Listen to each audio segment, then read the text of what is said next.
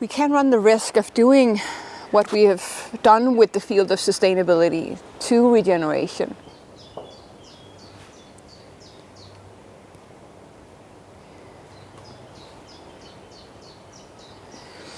I think there's an interesting thing happening right now. We who have been in this field for quite some time, talking about the sustainable transition, regenerative transformation of societies, etc.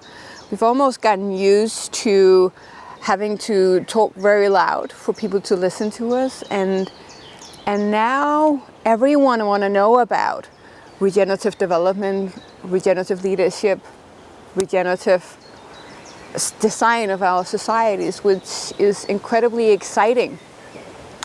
But there's also a bit of worry in me that we can run the risk of doing what we have done with the field of sustainability to regeneration. And the process of becoming a regenerator is a lot different to what we have ever done before. It's about surrendering to not knowing, surrendering to not having all the answers, surrendering to being courageous and curious about the patterns and principles and forms and functions of living systems, the only system that has stood the test of time. So there is something happening at the moment where people are flocking towards those that know about regenerative principles and are almost demanding a recipe. Give me that 10-step formula. Give me that recipe. But that's not really how the field of regeneration works. We need to hold space for emergence in an entirely different way, and we're not trained to do that. So that is where we enter this void almost, this foggy, gooey phase of metamorphosis, where we slowly but surely put one foot in front of the other and are finding the answers together.